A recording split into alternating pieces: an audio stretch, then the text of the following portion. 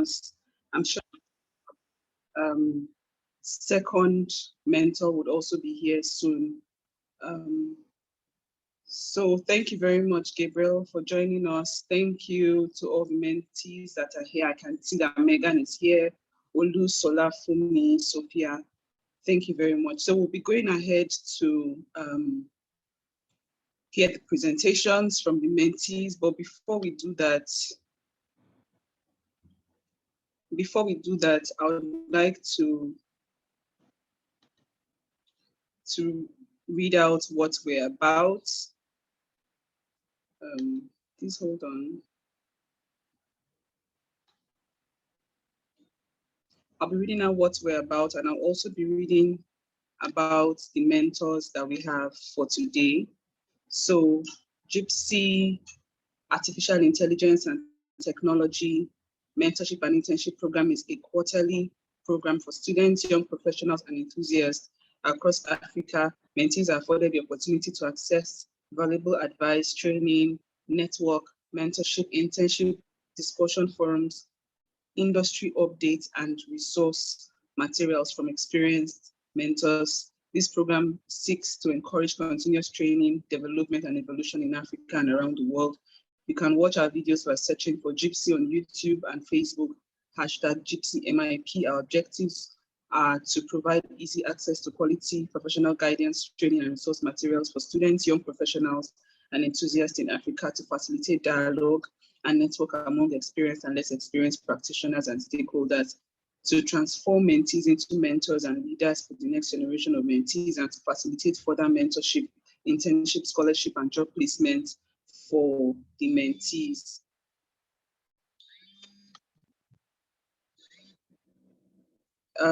Then I would also go ahead to read about the profiles of our mentors.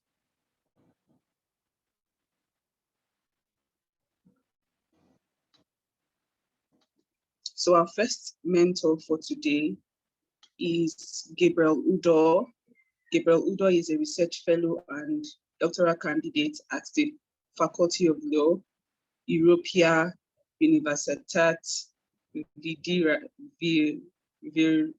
Vidrina, Frankfurt, Germany, and recently won the Deutsche Akademische or to Decent Fund position under the VIP Fellowship Program for the research project Intelligent Weaponry, Laws and Ethics. His research specialties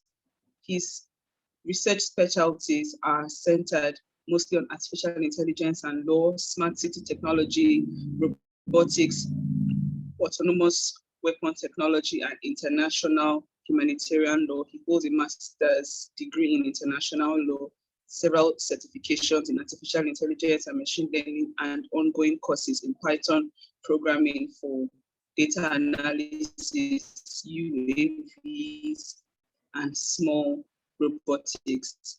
Gabriel has several publications in both local and international journals, having presented papers in India, Austria, and others. In these research areas, he holds memberships of many national and international associations, including the Nigerian Bar Association and the Robotics and Artificial Intelligence Law Society in Berlin. At leisure, Gabriel plays the piano, chess, develops programs with Python, and listens to music. Nice to meet you, Gabriel. It's so good to see you physically. Thank you, Juliana. Thank you. So I'll be reading out the profile of our second mentor quickly, and then we can just go ahead to start. Okay, so our second mentor for today is Oroba Kosi Valentine. He's a software developer with over 5 years of software development experience. He has worked with companies like JSTAT, Archain, Sprint, Trip, etc., where he contributed intensely to projects and led teams to build full-scale solutions. He has experience with Node.js, will be on Rails, Rust, Golang, React, Angular, and Python. So thank you all for joining us. My name is Juliana Imam. I am going to be handing over to Rebecca, who is an anchor for the program today. She'll be calling out the mentors and the mentees to make their presentations, and also the mentors after they are done. So while we're waiting for Rebecca to put her video on and start, I would like to encourage those who are with us to know that there is the 30 minutes one-on-one mentorship with your favorite Gypsy mentor. So if you feel that there is someone that you really need to spend at least 30 minutes with, you can fill the form and would reach out to them and see if a meeting can be set up. So thank you very much, and over to you, Rebecca. Hello, good afternoon, ma'am. Good afternoon to the mentors and mentees. Nice to have everyone here, and it's nice to be here. I apologize for joining in a little late. Thank you, ma'am, for stepping in. So we'll be inviting the members of the groups that are presenting today. We are having group 1 and group 2 presenting today. So we'll start with group 1, and each group has 11 minutes to make their presentation before we get feedback from the mentors. So over to group 1 for your presentation.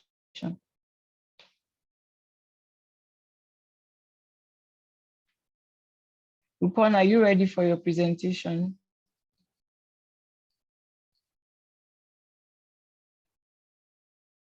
Okay, if group 1 is not, okay, you're ready.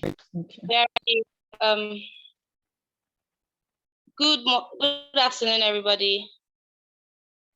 Good afternoon. So our presentation topic is on utilizing artificial intelligence to solve socio-economic challenges in Africa. And I'm trying to get a way to share the screen, so please give me a minute.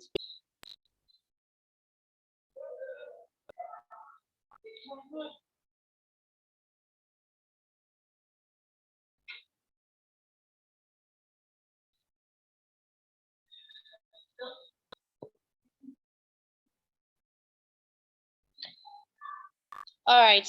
So good afternoon, everybody. Please, can you all hear me? Yes, we can hear you. Please proceed. All right. So, like I said, our topic is utilizing artificial intelligence to solve socio-economic challenges. So I would go straight to the introduction. We all know what the continent Africa is. Africa is popularly known as the Black continent, and this continent is kind of the most backward continent in the world due to the social economic challenges that the continent is faced with. And what are these social economic challenges? These social economic challenges are the problems that affect the social and economic sectors of the continent. And these challenges include insecurities, unemployment, poor healthcare, weak educational systems, gender discrimination, and so on. And all these challenges are what affect Africa in a whole. They are the social economic challenges. Now, we are all, I believe that we all have an idea of what artificial intelligence is, but then still it's important to define artificial intelligence. So artificial intelligence has no universally acceptable definition. However, it can be defined as a constellation of technologies that enable machines to act with higher levels of intelligence and emulate human capabilities to share, comprehend, and act. So that's basically what artificial intelligence is all about. It's just advanced algorithms or that are imputed into machines, so they can sometimes act like humans. They can sense things, and they can be very precise and exact. If artificial intelligence is properly utilized in Africa, artificial intelligence would be could be used to solve the socio-economic challenges that Africa is faced with. For example, if artificial intelligence is properly utilized in Africa, agriculture will be done more efficiently and effectively. And I would explain this. In advanced countries now, people use artificial intelligence to monitor a plant's growth. They can use AI to it can tell the entire metabolism or metamorphosis, everything of the plant. So it can tell the time when the plant is going to ripen and everything. And if this is properly implemented in Africa, then we would not have overripe plants on the trees or poor plants or unhealthy plants. Also, a particular farmer, Abdoulaye Banire, he uses advanced algorithms to leverage generic precision in livestock production models. So with this, he can select good genetic characteristics at an early stage for his livestock production. So he ends up getting great breeds of livestock, and that is actually really cool. So if that is properly implemented in Africa, agriculture would also be better. And then in Cameroon, they have this app, AgriTech. And with this app, you can take pictures of your alien plants, and the application can diagnose in 10 seconds to diagnose the plants and describe to you in language that you understand what is wrong with your plants. And it can even prescribe adequate solutions. And in Mozambique also, they also have this Hello Tractor app that also helps and aids agriculture a lot. So that AI in agriculture, AI properly utilized in agriculture in Africa would give us better plans, better agriculture and all. AI can also be properly implemented in the healthcare sector, because if the healthcare sector will be better tailored if artificial intelligence is properly utilized in Africa. In the sense that I don't know if you all know about this Flow app.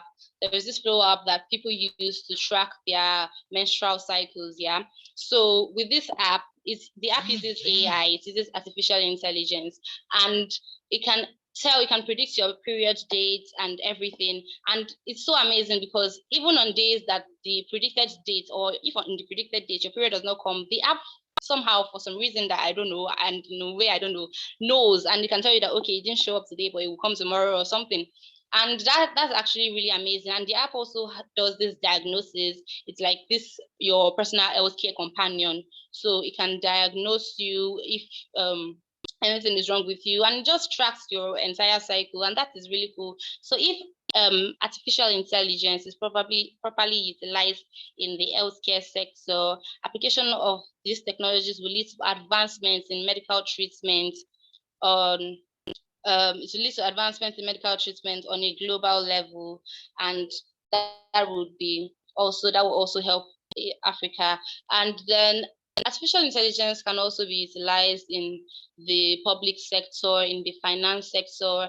Kenya uses artificial intelligence also to aid their transportation systems. Artificial intelligence can be used in several sectors, and if these things are properly implemented, the social economic challenges in Africa can be solved. For example, unemployment issues can be solved, and then it will also, since one of the socio-economic problems that Africa is faced with is bad infrastructure, lack of infrastructure, this will totally put an end to that, because the infrastructural sector would grow, and then it will also solve the poor health problem that people are faced with, because it would help to provide, I feel like it would diagnose patients better, because yes, we follow this typical system of we go to a hospital or an hospital and you have to tell the doctor exactly what happens to you. Sometimes the predictions of the doctor might not be right, because the doctor is thinking, okay, these are symptoms of malaria, but you actually have typhoid.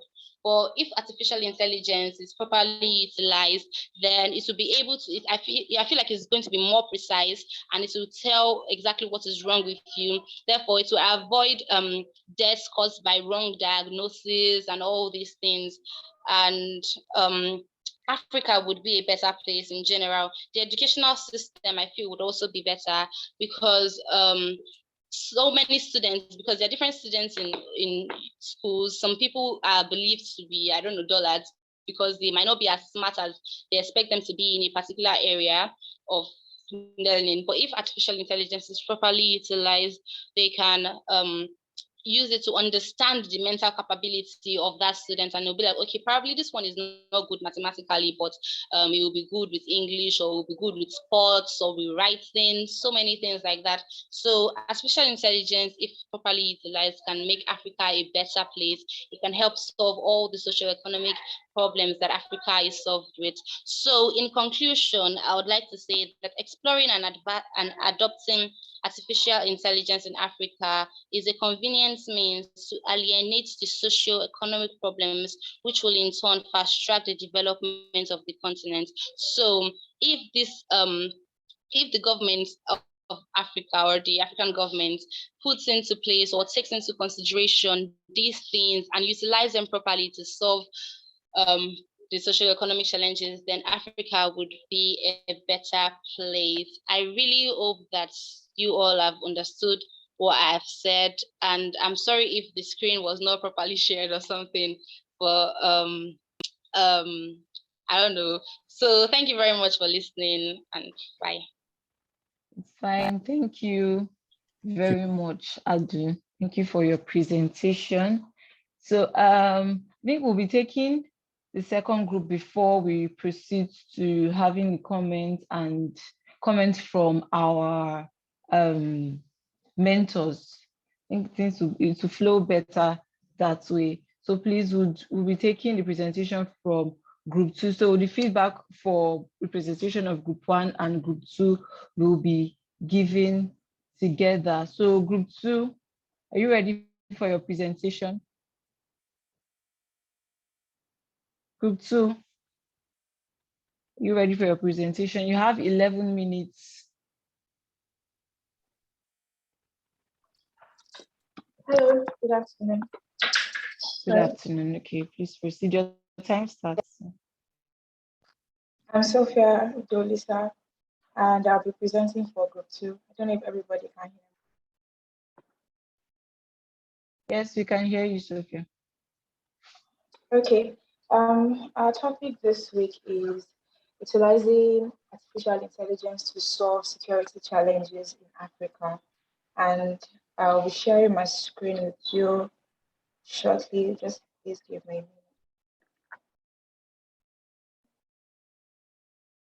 minute.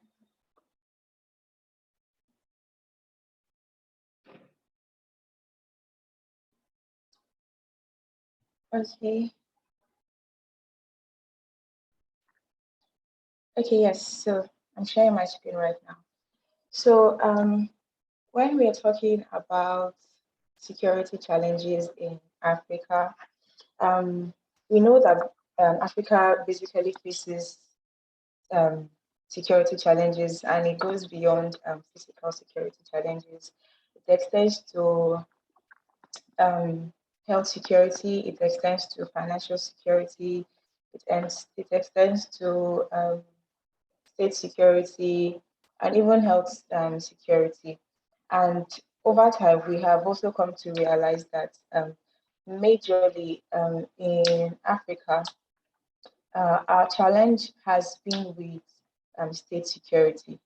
When we talk about state security, we talk about threat to life and possession of the people in the state. And we have also come to realize that relying on humans, let me put it that way, to help combat security challenges is not does not proven to be effective.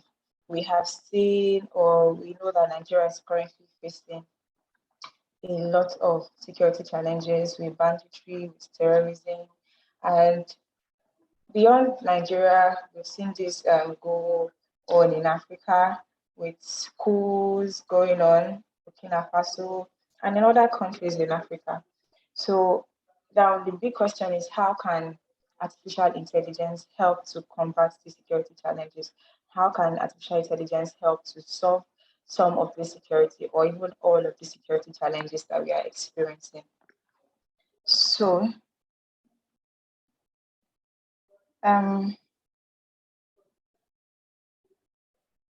reading my slide from the introduction, terrorism and violent extremism are arguably Africa's greatest security threats as at 2022. Evidence of local terrorist groups with international links can be found embedded in the East, West, and Southern Africa. The limitations of African militaries in response to this threat have all been too evident. When we're talking about evidence of terrorist links with international groups, we have examples of Al-Qaeda, we have examples of Boko Haram having links with Al-Shabaab, and we have the Lord Resistance Army in Uganda.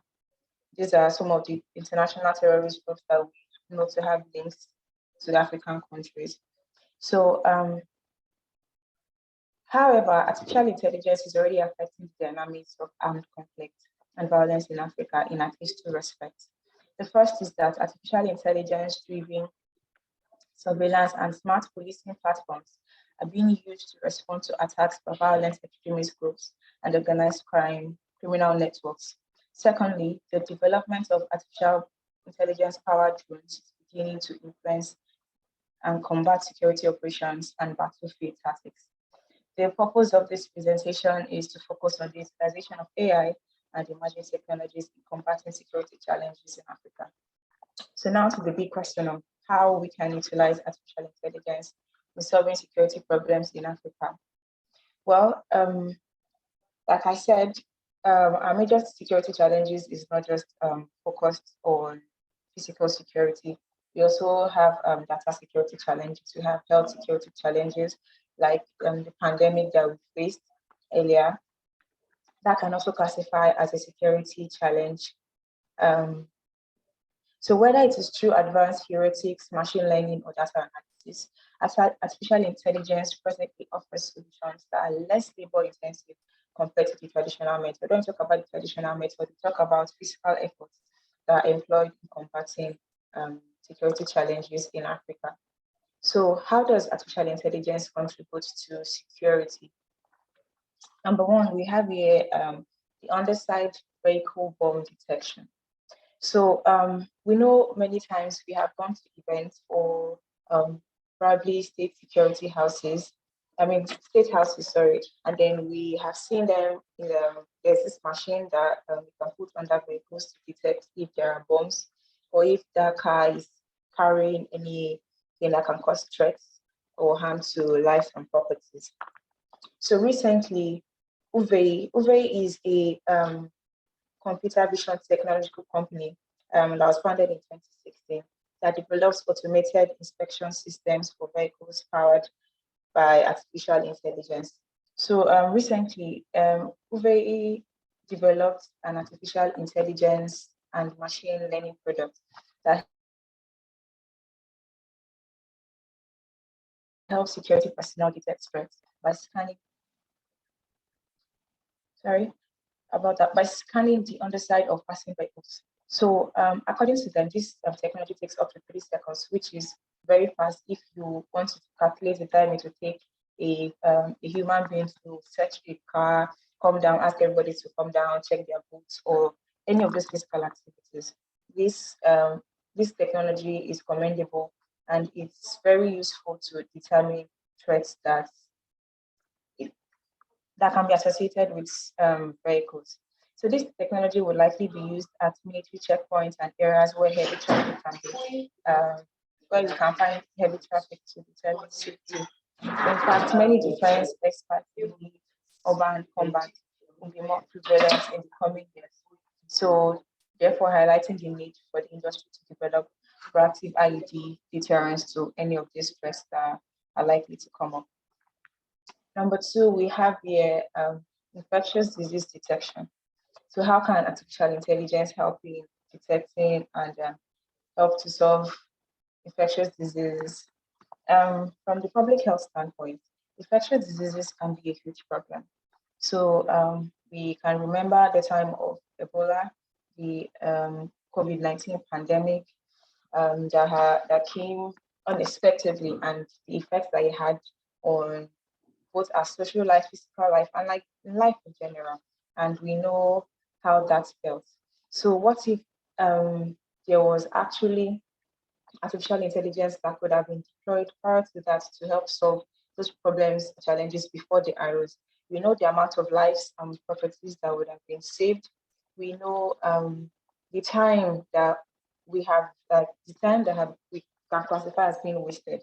If artificial intelligence was deployed prior to the outbreak of the pandemic, we know how it would have helped to solve some of these challenges.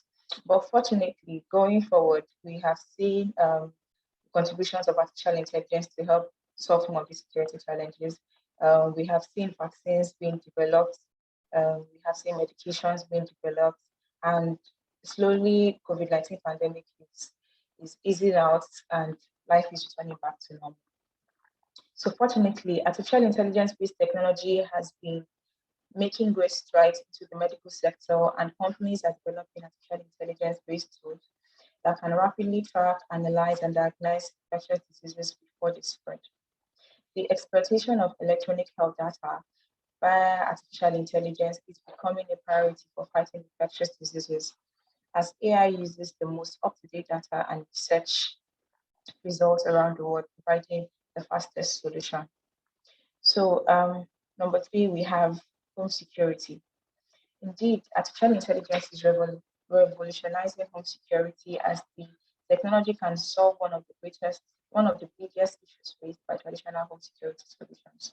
So we have seen our traditional security installations that we have at, in some houses. You go to some places, and when obviously you open the door, you might even be with a key, but the alarm systems will just trip off, because obviously the level of the technology is not fitting. There's always errors when it comes to detection of the people that come into that particular space. So how artificial intelligence help to ensure home security? So now we have some home security cameras that have become incredibly powerful with the addition of artificial intelligence. Some of these, some traditional security systems would sound an alarm or alert the police if it detects movements, which could often result in false alarms, especially if it might just be your animal or your pet, if it's probably your pet coming in and it just detects motion, and the next thing you have the alarm tripping off, or like many of those instances. For some of this artificial intelligence, like with the implement of artificial intelligence, home security is more, we can say that it has advanced in the sense that some of this artificial intelligence can help to recognize people that are coming into the house or that are coming into the building. So as they are coming in, their faces get scanned, and it reduces the case of false alarm and human error. So number 4, we have threat screening at large events. I know many of us are familiar with many of the parties and open that we usually go for. So yeah, when we go for this event, where we have we say, okay, strictly by invitation, or many of these seminars that we go for, it's supposed to be strictly by invitation. So rather than having humans stand at the door, go through everybody's card, make sure, okay, yes, they're invited. Because most times people tend to get impatient, or you see cases or scenarios of maybe people are jumping the queue, and then people get frustrated because of how long they have to wait to get a particular event. But that has been controlled, in the sense that this artificial intelligence helps to scan the faces of the guests that are coming in. There are many people that can probably go to manufacture or go and get fake IDs to come and get into this event. But with the employment of artificial intelligence, many of all these things will be reduced. Crime and threats is going to be easily detected. So we have here that Evolved Technology is an AI-based system that enables threat screening on a huge scale. The technology utilizes artificial intelligence and facial recognition software to analyze approaching visitors to determine if they are approach persons. The technology claims to allow at least one person to be allowed entry per second, which is faster if you want to compare to human efforts. This particular technology is not only designed to completely eliminate the human element of threats, but if utilized successfully, this will put an end to long queues and bottlenecks. So number 5, we have crime prevention cameras. So artificial intelligence and machine learning are adding a layer of proactive trouble detection to CCTV cameras. With the addition of artificial intelligence, CCTV cameras are now able to spot potential shoplifters and alert shopkeepers to suspicious behaviors. One solution called AI Gadma, developed by a Japanese company, can scan live video streams to form estimation of suspicious behavior. We have seen that, okay, without the involvement of artificial intelligence, yes, CCTV cameras are they already employ to an extent technology on its own, because it takes technology for the CCTV camera to function. But with the employment of artificial intelligence to this already existing technology, we know the way CCTV normally functions is that the camera is on. Somebody has to be constantly watching the camera, watching the video feed, watching the live stream, and scanning with their own physical eyes for possible threats in that environment. But with the deployment of artificial intelligence, human beings do not have to go through all that stress again, and their human error can be reduced in all of that. So number 6, we have military reconnaissance. Military potential for artificial intelligence is huge. There is a natural convergence between the two areas, with military hardware rife, with cameras, sensors, communication networks, and data that would benefit from artificial intelligence. We have seen the deployment of drones to help fight wars and combat security challenges, rather than just going to fight a war or to solve security challenges with just physical military efforts. The involvement of artificial intelligence has helped to a large extent, to protect lives and properties and ensure success in military activities, not just in Nigeria, but in other countries in Africa. So basically what we're saying is that it's not like artificial intelligence can solve totally like 100% security challenges that we have or Africa is facing. But the employment of artificial intelligence go a long way to solving some of these security challenges that Africa is facing. Even though we still have to consider the fact that Africa is still developing, we cannot classify most African countries to be. We can classify most of African countries to be like the third world countries, and Africa is still going through a growth process. And even at this point, deploying artificial intelligence will still involve a lot of human effort. When we talk about signing of budgets, when we talk about partnerships with some of these artificial intelligence companies, it will still involve human effort. But if we want to look at the pros and cons of artificial intelligence, we know that it will go a long way to solve some of or most of the security challenges that Africa is facing. So thank you very much. Thank you very much. That will be all for good. Thank you. Thank you very much, Sophia, for your presentation. And thank you to all the members of Group 2 and Group 1 as well for your presentation. So now we'll be moving on to our mentors, hearing feedback from them concerning the presentation for both Group 1 and Group 2. So I would like to call on Mr. Valentine first to give us his comments on the group presentations. So Mr. Valentine, please. Thank you. Okay, good morning, everybody. I assume everybody's in Nigeria, so it's morning. Or afternoon, right? Yeah. Good afternoon. Good day, everybody. Good Afternoon, day, everybody. That's not generic. Okay, nice presentation. I actually learned a couple of things on the project. Just have a couple of things to comment on it. I think one of the things we should be considering while we're trying to consider the helpful effect of AI in our world today, I think we should also consider the adversary effect of it, because if you work in the field of AI, that's what we call low precision, high precision, low recall, high recall.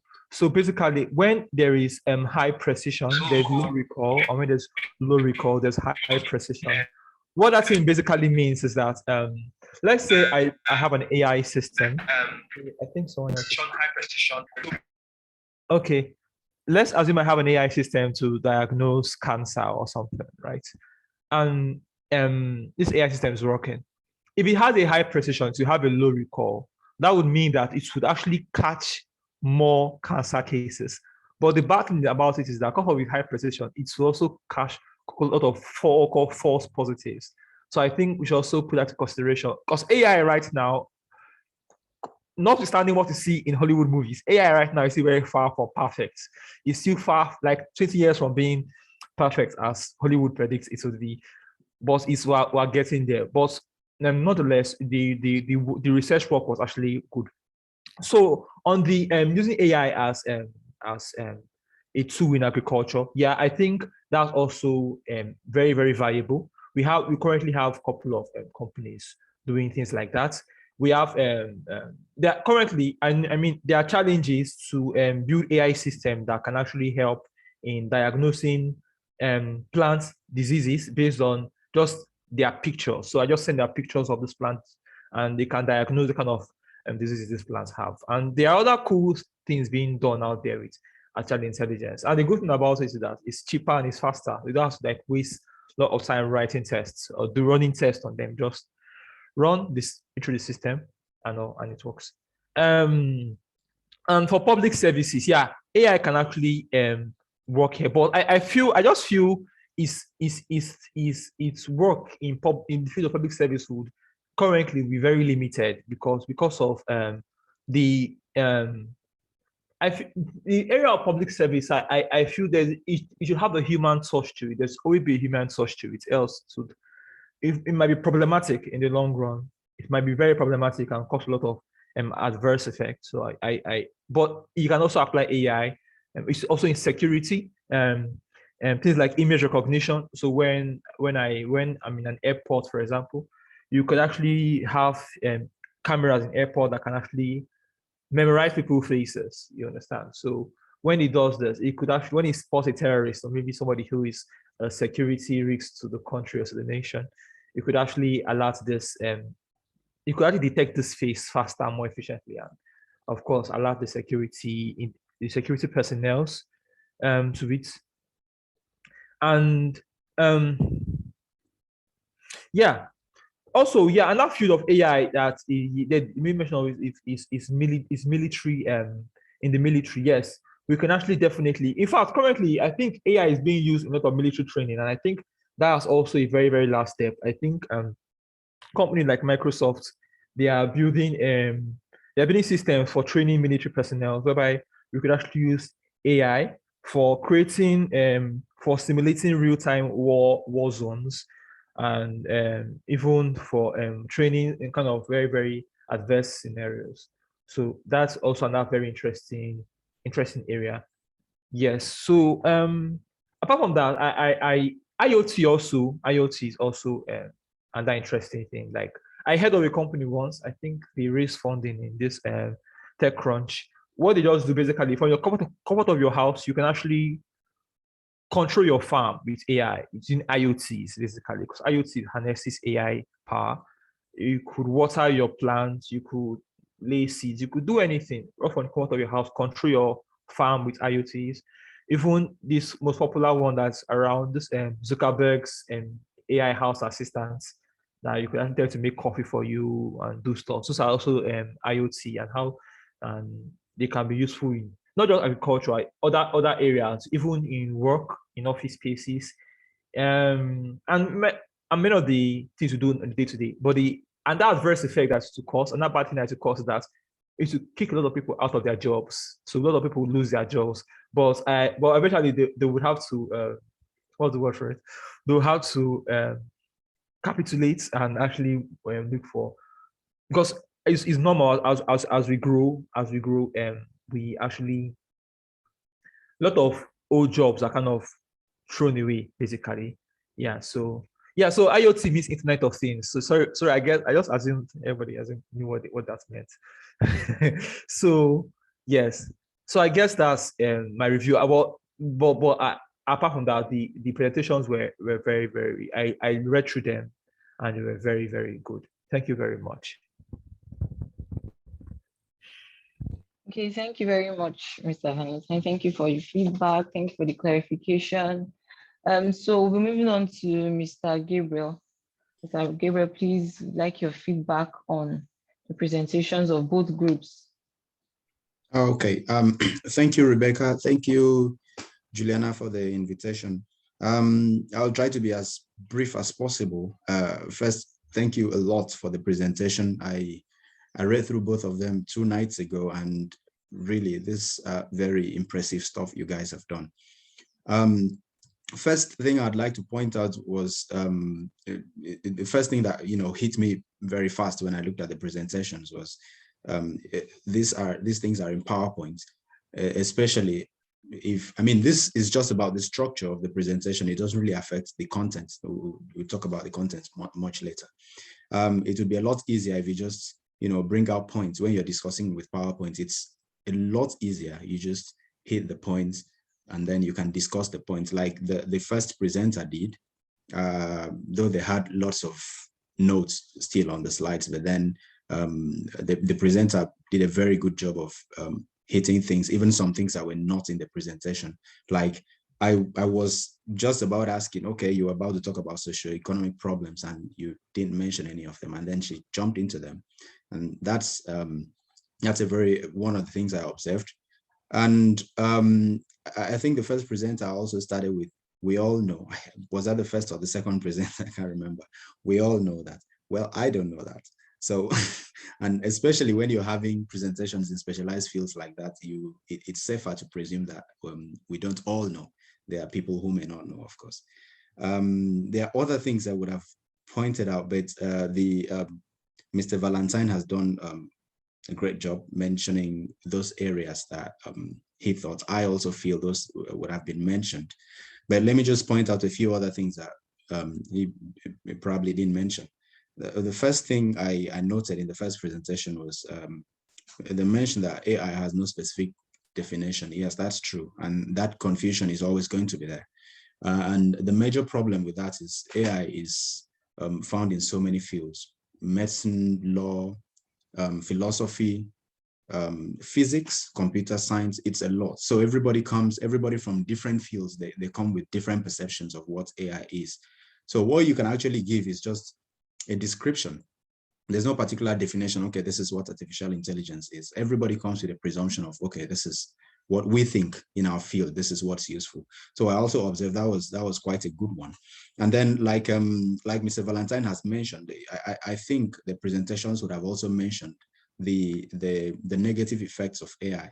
The first presentation talked about AI solving unemployment, and I'm not sure that was clearly explained.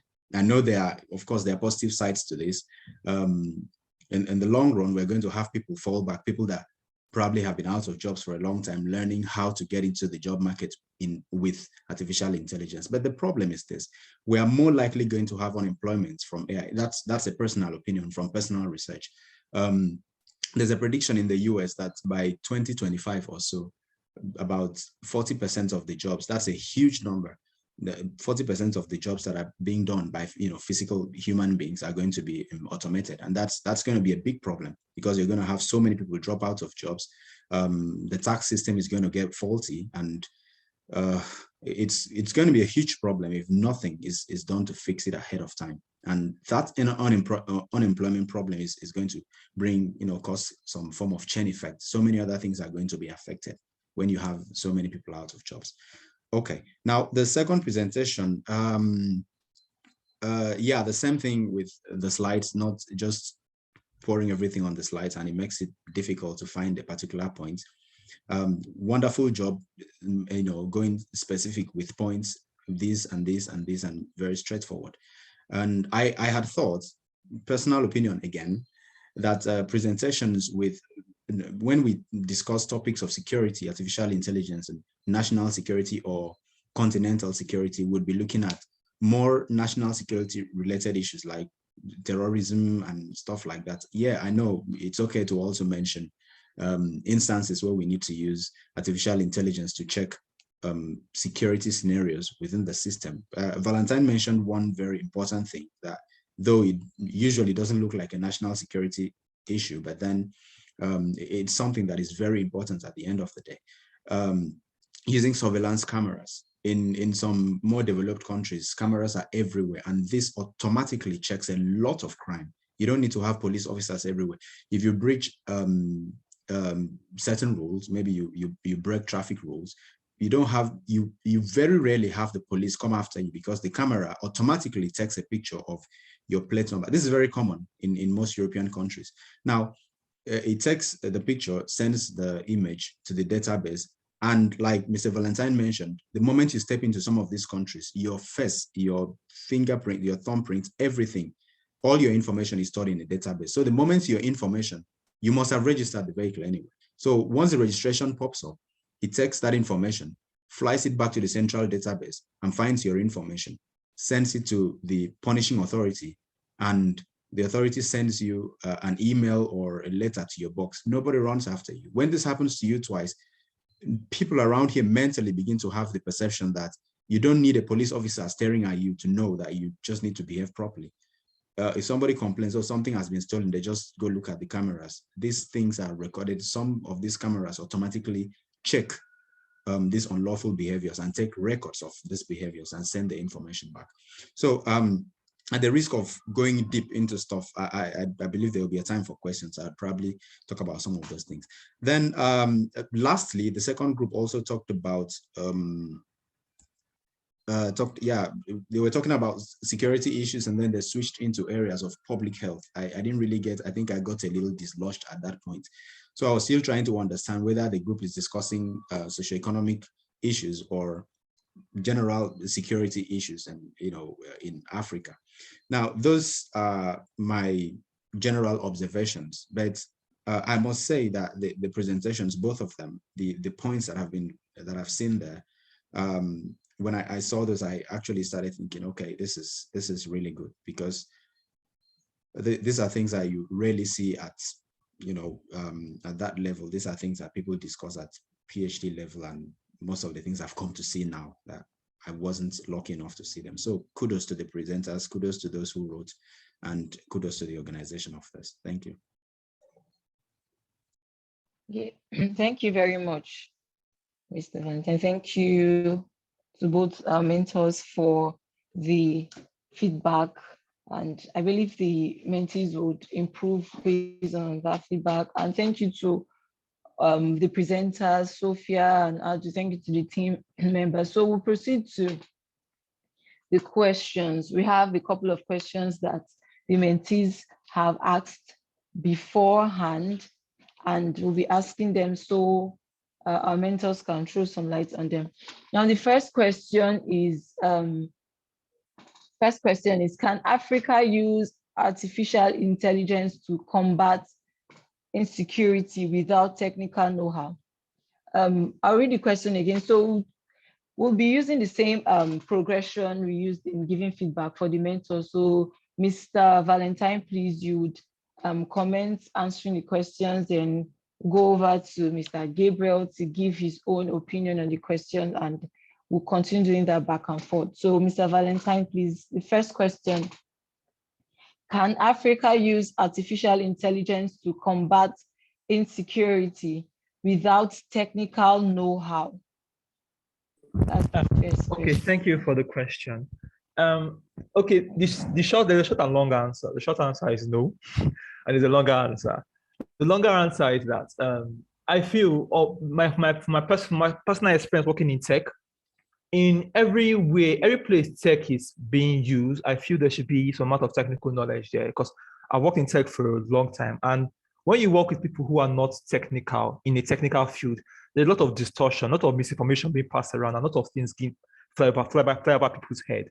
So let's say, for example, I work, I want to combat terrorism, you understand, with AI, and I don't have people who know AI, who can do AI. But so I want you to probably get an external party, probably people who are expert in these things, come and implement AI in my system. And when they are done, they could leave. But when they leave, that's where the problem really comes in. Things like managing the system, things like managing downtime of the system. Also things around when there's a, so sometimes I said earlier, AI is not perfect. When there's a malformed result, maybe the result isn't accurate as it should be, or the something like that. You understand? For the most part, I feel having some technical knowledge will also help in understanding those kind of situation, how to combat them. Let's take, for example, there was an election that happened some time ago I think in a European country or thereabouts. And the result of when the result of the election came out was electronic voting, right? Somebody won. The person that won had so much votes, more than everybody else. You understand? The votes were like way higher, and of course, the total amount of vote counted was now so much that people who were even registered to vote. But there was no vote rigging. You understand? So what now happened?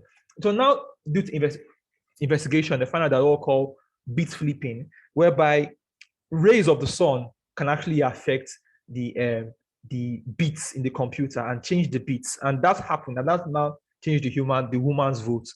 So that kind of things can happen in real life. So we will need people who are technical to actually investigate properly, because we're talking about security here is a very crucial issue. We can't just leave it as it is. You know, so I have to be very peculiar about it. So I believe we need technical knowledge to actually use AI to solving security problems. Thank you.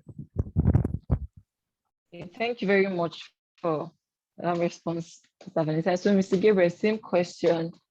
Okay. Same question that yeah, the question has a lot of branches to it, so I'll just try to squeeze it and summarize it. Valentine has done a very, that's what I call it, a smart summary. He finds a way of putting everything in one box.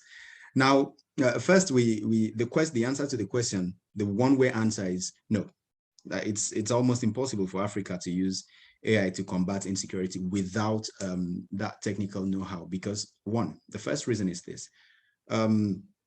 This is, well, towards the ending of the second year of my PhD, and I've been doing a lot of research. I've had to interview people, soldiers, and my research is in the areas of security related to weapons development and artificial intelligence and all that.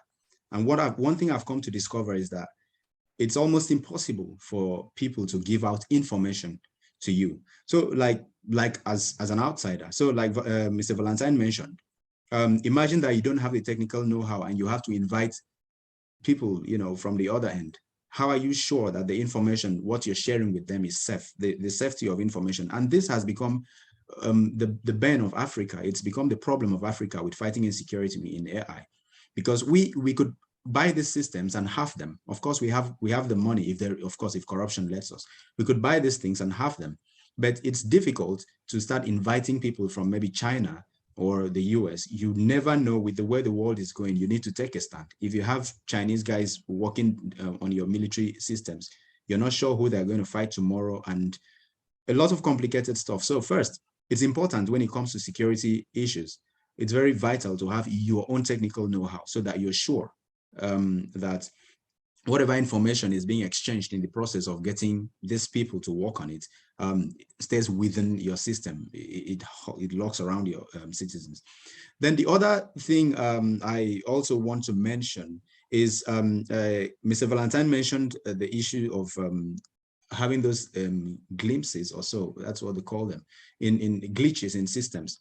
This has become very common with AI, and is actually one of the biggest problems with the use of AI in security areas. In the late 80s, I can't remember the year, there's this Russian system Israel still has one now, the Iron Dome system. It's an autonomous defense system that defends the territory against incoming missiles. Israel has had this for so many years. Russia had a prototype earlier.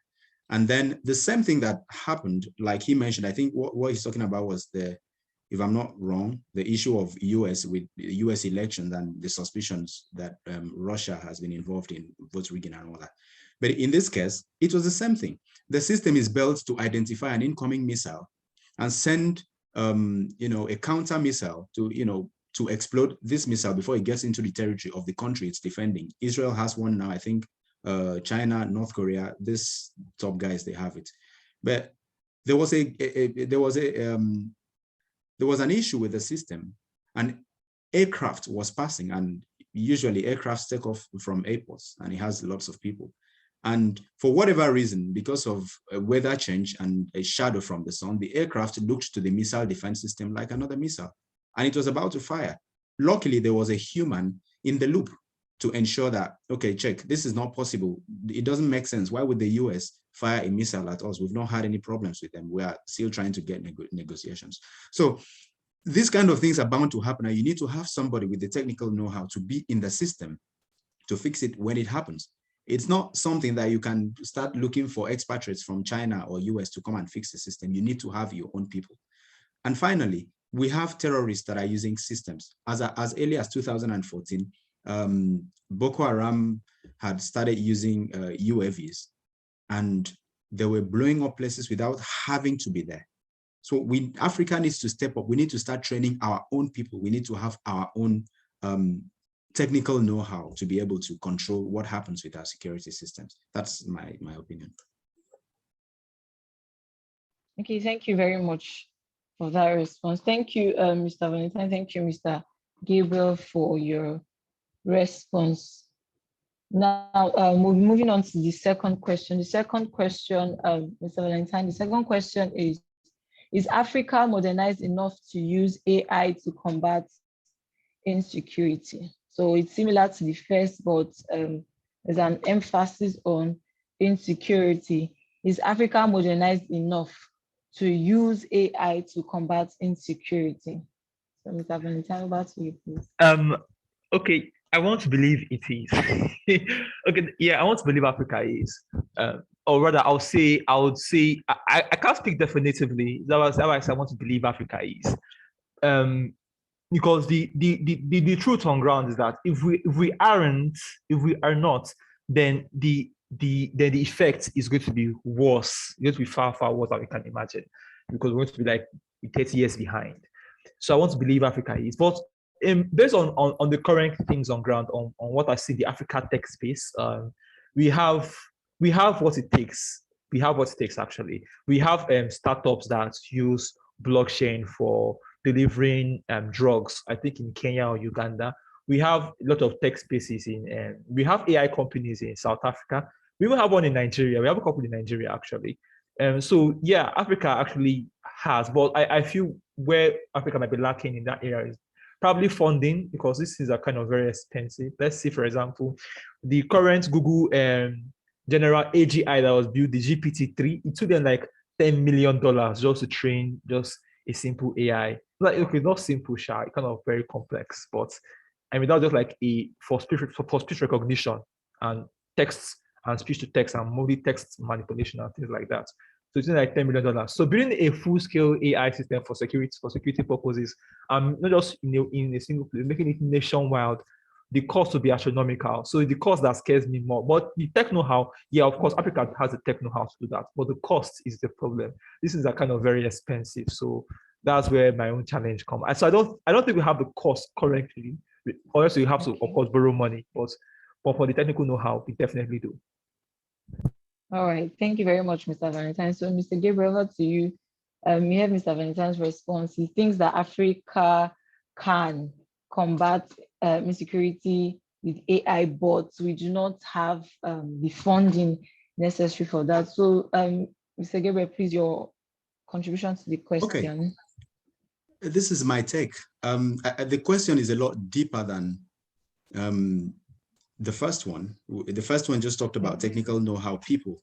Do we have the people that can run the systems? But this one is more like, do we have a society that is ready to accept the systems? That's the way I see the question. And when you look at the society, that's a whole topic entirely on its own, because we can start looking at legal systems. Europe is now having, they have the Artificial Intelligence Act. They have so many data protection laws that are in place to protect systems that they don't even have yet. Africa is not ready when it comes to that. If we start having people, I could give a very wild instance. If we have, everyone is permitted to have, whatever kind of car. I see people drive Tesla cars in Lagos. And I'm wondering, if you drive those cars in Europe, there are certain documentations that you are bound to sign, because when an autonomous vehicle runs into somebody has to be held responsible for it.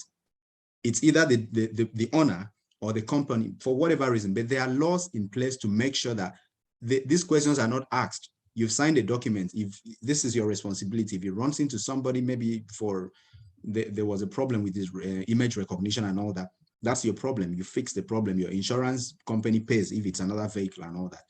Do we have those laws in Nigeria? That's one, with the legal system. Two, unfortunately, we have a very corrupt system. It's terribly corrupt. How are we sure? Because when it comes to artificial intelligence, one of the things that is very, very difficult to completely overrule is the fact that data is going to be collected and stored. We are going to have lots of data stored and processed. Now, look at things as minor when it comes to data, as minor as the fact that you have to register your SIM card almost every year in Nigeria. And every week they send you messages asking you for NIN. You provide it today, tomorrow. Do we have a system that is safe enough that when you provide your whole information is your life, and then you give it to a system, is the system safe enough to protect that information? People carry out, some people are HIV positive and they have this health information just kept so they can keep working. This information goes out there. They are not allowed to work in some companies. Of course, we know how Africa is. Do we have a system that is ready? So when we ask questions about modernization of Africa, it's a lot more. If it's just about having people that can run systems, I can tell you 100% that even in Europe, even here in Europe, most of the guys that are running tech companies have either they're Africans that have been nationalized, or for some reason have stayed back here, or they have some connection in Africa. I've seen so many of them. I've seen Kenyans, I've seen so many Africans that are running tech companies and tech systems, even in Germany here. We have these people, but we don't have a system. Like Mr. Valentine has mentioned, we are going to have issues with finance issues. And that wouldn't just be the problem. The problem is that the system itself, government itself, is not tech friendly, whether we agree, we accept it or not. The government is not tech friendly. 2 years ago or last year, I was hearing the ban regulated cryptocurrencies and all that. These are things that other countries are looking for opportunities to dive into. And we are stopping these things because we don't even understand how they work. Our governments are not ready. So we, the younger generation, may be ready, but I mean, is a system and being inclusive now, is it really ready to have, to accept the influx of this? I talked about laws. I talked about, there are other social security issues that come with, the accepting AI. And the question now would be, do we have a system that is ready to accept this? And I don't think we do. I sincerely do not think we do. Thank you very much, Gabriel. Please, before we continue, Mr. Valentine has a meeting that he has to leave for. So please, if we can just put our videos on and take a picture so that he can just leave. Thank you so much, Valentine, for your time and for your contribution. It has been so spot on, and it has really helped everyone to understand AI better. So please put your videos on and let's just take a picture in a minute. Okay, so let's see your game faces.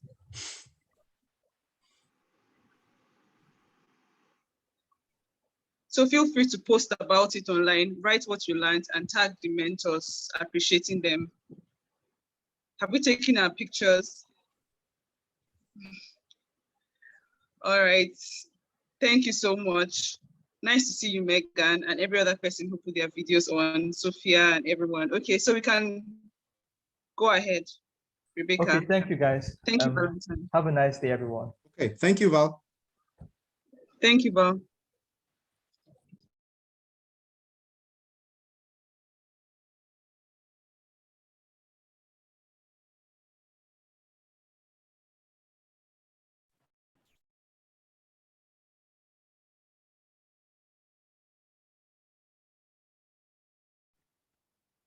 Hello. Okay, so I think that we can go ahead. Yes, we can hear you, Rebecca. Had some network issues. So we proceed to the third question, right? And I'm just joining. I observe, I think Mr. Valentine left.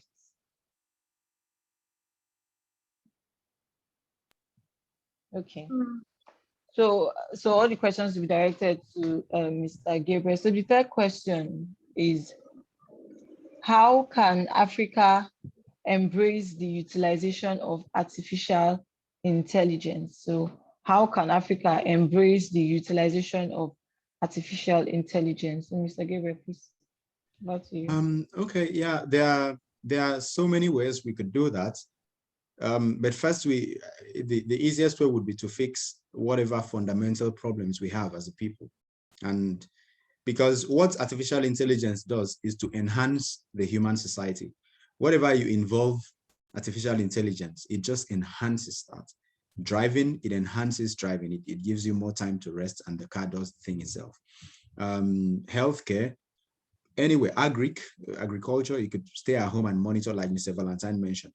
So if you have a faulty system, then, and however you decide to use artificial intelligence for that system, it's just going to enhance the faults in that system.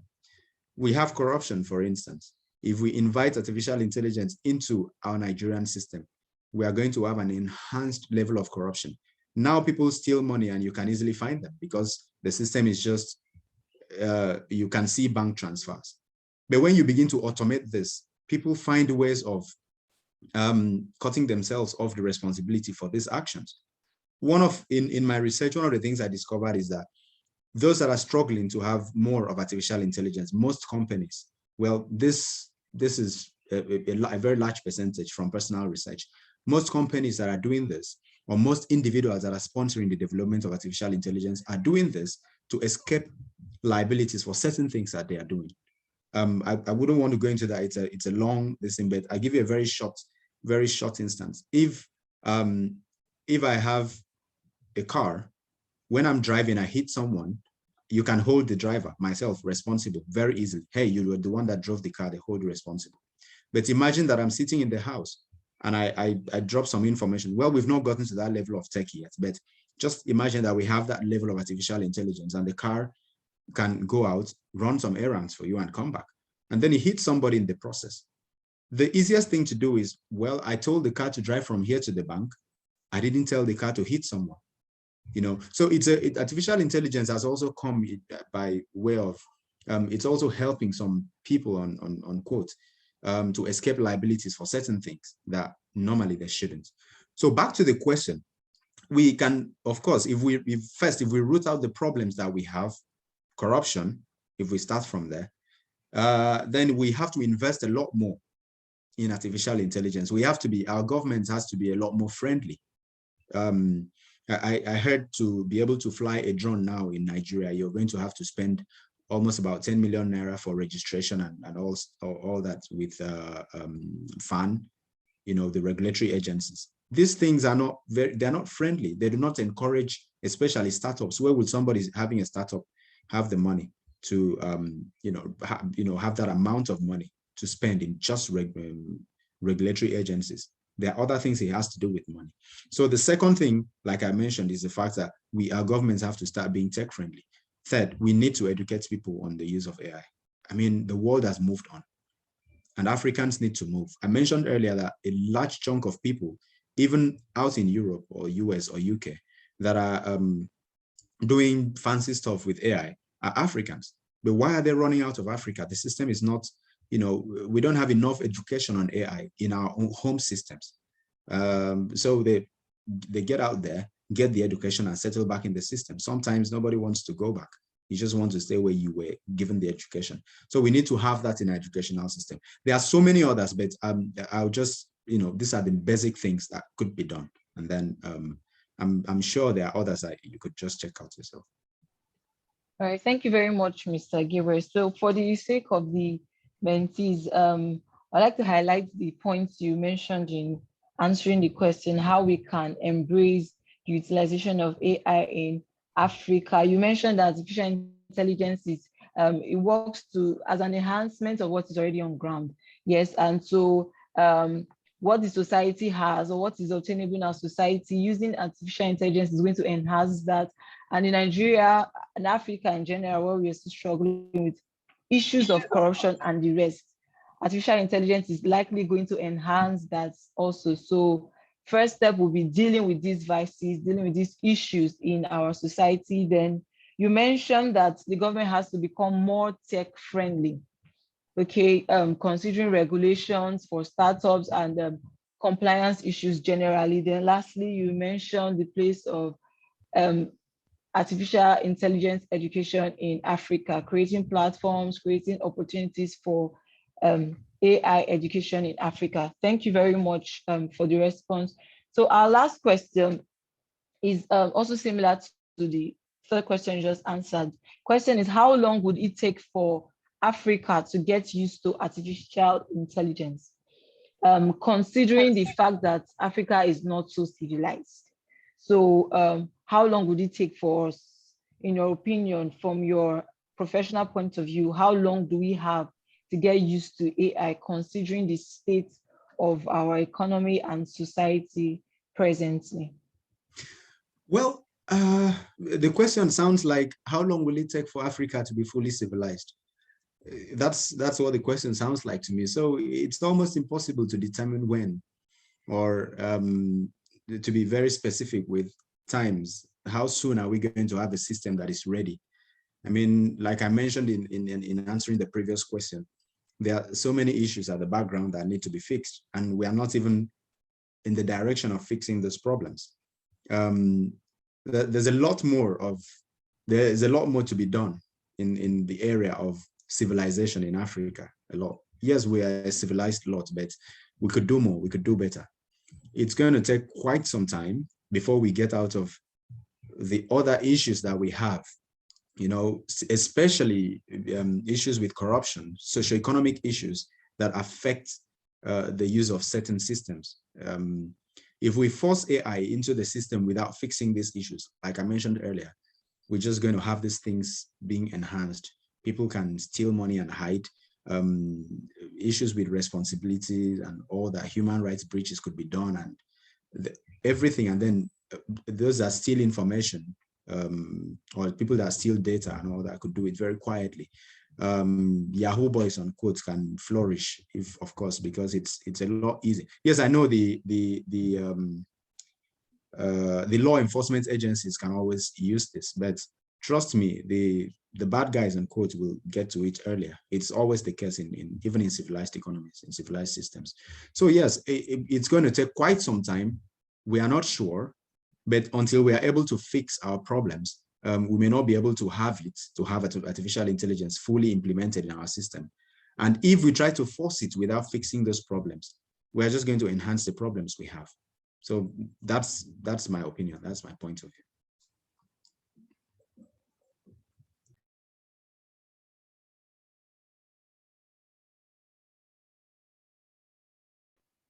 Okay, so I'm not sure if Rebecca is here, but there's like general technical issues. So probably she's having a technical issue. Please, has she read the fourth question? Yes, that's the fourth question I was answering. Okay. Thank you so much, Gabriel, for your time. And I also want to thank Mr. Valentine in Essential. Somebody. Okay. Megan just put a comment, so I'll just read her comments. So she's saying that I think we need to also stress that there is already use of AI in Africa in our daily lives, e.g. in social media and basic smartphone use and management. Otherwise, we we run the risk of promoting solutionism. Techno-solutionism, yes, exactly. Yeah, I hope I can just quickly say something to that. Yeah, of course, like he said, we can see the use of AI, especially social media. And of course, we can see the effects that we're having, all sorts of things that shouldn't be out there, just bumping out there. And I'd also like to mention that the flip side of this is that this AI, unquote, most of them, especially the social media kind of AI, has very little control in Africa. Twitter, Facebook, all those systems are run by the US. And that's why we can have, it's very easy to have a dysfunctional society by adapting to this technology without setting our own standards as a people. You know, what do they call it? Social media can promote, as an example, can promote child pornography. I've been hearing lots of stuff, and I'm wondering, these things are okay in some countries. They are quite okay. These videos, pornographic images are everywhere in some countries, and it's very much okay because the social strata of those countries or those systems are fine with it. But in Africa, we don't. We are not very comfortable with those things, unfortunately, because the social media is available, and somehow these things are automated. You post something and it just goes in, and whoever decides whether this content should be viewed is not sitting in Nigeria to take that decision. It's sitting in a system that is completely different from the system where this is being viewed. This is just one of the many problems that we are going to have. We don't have a system that, you know, can curtail some of the things that we see. And then on the issue of techno-solutionism, yes, we are most of us are so dependent on tech that if your phone goes off in the middle of nowhere, you just fall into panic. But you can't compare this to what happens in Europe, for instance. You know, education, everything is so dependent. The transport system, they virtually have something close to a smart city, what they call smart cities. Everything is automated. The train is going to be 2 minutes late, and you see it on your phone that if you leave now, you'll meet the train. If you waste another 2 minutes, you won't meet it. And it's so perfect. So there is already that dependence. We have a little bit of that in Africa. But also in Africa, you realize that if you carry your Google map and it tells you go left, you look left and you see River Niger. These faults are there because our system is not fully adapted to this technology, so to say. So yes, we have the problem. We are going to have the issue of techno-solutionism, of course. But then if we don't fix our system, then it's falling back on this will just enhance all the other problems that we have and even bring more. Yeah.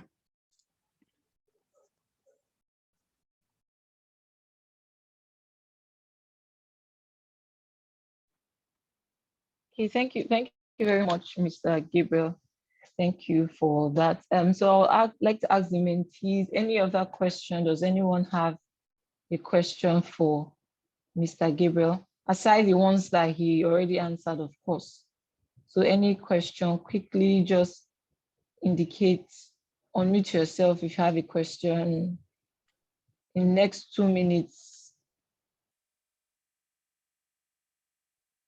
Okay, so it's safe to assume that nobody has a question. We are clear. So thank you very much for joining us today, Mr. Gabriel. Mrs. Juliana, please, do you have something to say in addition or to clarify? Thank you very much, Rebecca, for moderating the session today. It has been an excellent moderation. Thank you so much. Finally, I want to just say a very big thank you to Mr. Gabriel, and thank you also to Mr. Valentine. This discussion is so important, and I've actually learned a lot just from sitting down and listening, and I will still go back to listen to the recording because I think it's a very important discussion in Africa, especially considering where we are right now. And to all the mentees, thank you for coming together to work on your presentations. I trust that we've been able to take the pointers that Mr. Gabriel gave. I would like to wish everyone an amazing weekend. Please feel free to post the picture that we took online on LinkedIn, write what you learned and tag the mentors and appreciate them. That's one of the ways that you can tell them thank you. I especially want to thank Mr. Gabriel for his time and for his kindness to what you are doing, and the fact that he's so willing to share and to spend his time with us. Thank you so much, Mr. Gabriel. And for all those who are putting their videos on, so Bayo, I can see that your video is on. Great. Please take a picture and don't forget to post it online. Adu, thank you so much for the presentation. Sophia, thank you for the presentation. All those who share their screens, thank you very much. Take care of yourself, everyone, and have an amazing weekend. Love you all. Okay, Thank you, I Rebecca. think someone came with a comment towards the end of it, but okay, maybe we could talk about it some other time. Okay, so what's the comments, please? Someone Let's see the comments. placed a comment on the chat on content moderation Okay. being a responsibility on both tech companies. Okay. Yeah, very quickly, you're right. Content moderation should be. Okay, please, you can touch it before we round up. Yes, content moderation should be a responsibility. It is not. It should be a responsibility of both the tech companies and the governments. It's not very correct to say that currently it is, or otherwise we wouldn't have Nigeria still telling Twitter to come and open, start paying taxes and all that. In the books, that's what they say. The governments here in Europe, the US, China, they've taken responsibility. In China, the government decides what social media you even use. You don't find those guys on Facebook because they cannot moderate the contents from US companies. They know there's a limit to content moderation. But in Nigeria, what do we have? In Africa, what do we have? My WhatsApp now, there are certain things I can do on my WhatsApp that you cannot do in Nigeria because there's a different set of regulations for the use of WhatsApp here.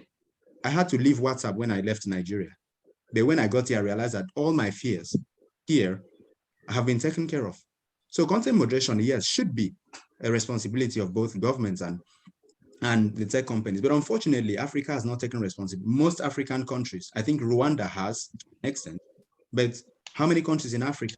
Let's start with our own country, Nigeria. We can't be struggling with regulating cryptocurrencies now, when in Europe, you can use it to buy things. We can't be struggling with regulating Twitter now, when in Germany, they pay taxes to governments there's no discussion about that.